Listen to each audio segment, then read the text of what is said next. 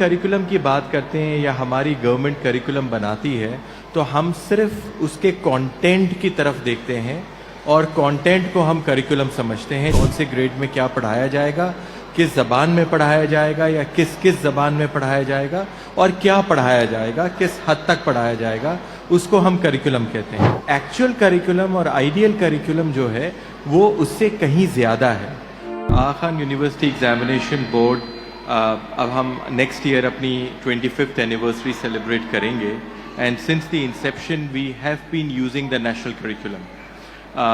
काफ़ी सालों तक हम 2006 का करिकुलम फॉलो कर रहे थे और जैसे जैसे करिकुलम अपडेट हुआ है रिसेंटली हम उसको फॉलो कर रहे हैं।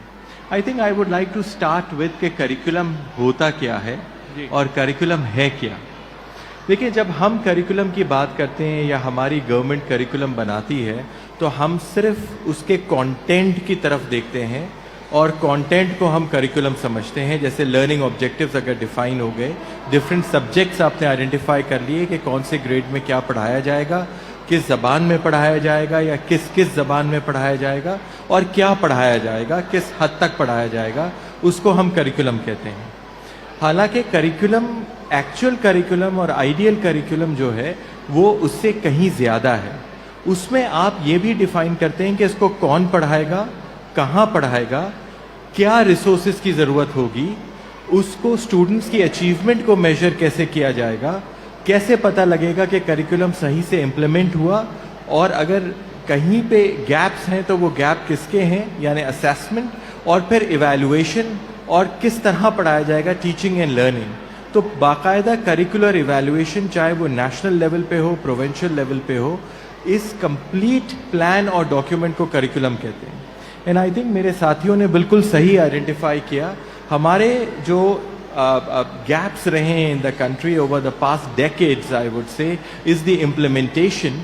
क्योंकि जब करिकुलम को बनाते हैं तो इम्प्लीमेंटेशन का प्लान जो करिकुलम के साथ होना चाहिए वो नहीं होता। और मैं ये ज़रूर कहना चाहूँगा कि the content of the curriculum is very good. It was good in the 2006 curriculum, it was good in the single national curriculum, और आज भी जो करिकुलम पे काम हो रहा है, मैं नेशनल करिकुलम की कमेटी का हिस्सा हूँ और हम साथ में काम कर रहे हैं हुकूमत के। और AKU-EB हमेशा नेशनल करिकुलम को फॉलो किया है।